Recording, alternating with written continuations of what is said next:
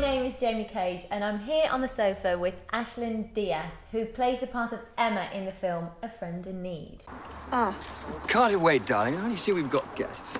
So entertain them, Patrick. Tell us a bit more about how was it to play the part of Emma? Yeah. Well, it was fabulous. She's so interesting. She's completely complicated, motivated in every way, completely confident about everything she does. And I think the fascinating thing for me playing Emma was that she is so observant of everyone else in the room. She's always completely aware of what everyone else is doing. She's just a really interesting human being. And how, I can imagine that, but how did you prepare for a role like that? I kind of looked at women in business a lot, and men in business. I looked at the phenomenon of finding psychopaths in business, because you find the higher up in business you go, the less and less empathetic people can be. Mm-hmm. Yeah. I think what's interesting about Emma is that she's created these walls where she is at times slightly incapable of feeling sympathy for other people's problems. And I think that's slightly because of the world that she's ensconced in. Yeah. So I read a few business books. I looked at people that I know in business and took a lot of cues from that. But really a lot of it came from just character development and working on the fantastic script and with the absolutely brilliant cast. This garden's like a death trap for kids. Yes, we bury them in the woods.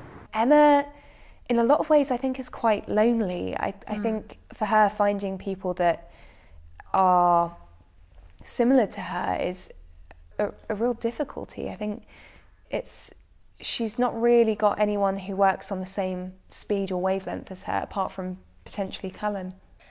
So about Callum and Emma, because it's an interesting relationship. It's a pretty weird dynamic, isn't it? It is. It's for me, there's a lot of different layers to the Callum-Emma relationship. One of the things I love about them is that you can read as an audience member a lot into what's going on there. Yeah. Playing Emma, for me, it was certainly that there's an existing relationship with her father.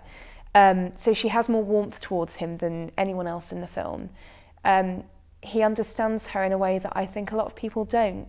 And so she really feels able to reach out to him and to have conversations on probably a more authentic level than she does with anyone else. Will there be anything else, Mum? No, nothing. When you talk about acting and the characters you'd like to play, I'm guessing are, what you say, with interesting history stories, things you can really, research into.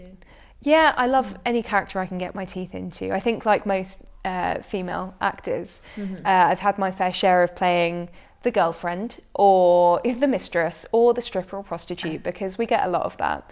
Yeah, but you've done that now. Kind of done that. I'm in the lovely part of my life now where the characters I'm getting are far more complicated and kind of just more interesting to research and to develop. And Emma's certainly a great example of that. And just going back to the project again, what was the most interesting part of the most fun for you? For me, playing Emma, it was always the moments where she wasn't saying something, when she was making a decision not to speak, because I think there's so much you can read in those moments, so much to think about. And I think for Emma, a lot of her most authentic moments are when she's not saying anything. So, I mean, if you watch the performance in the background of scenes, there's a lot going on there in the silences, and I think that's the same with every character, but with Emma, certainly, when she decides to bite her tongue, there's normally a reason.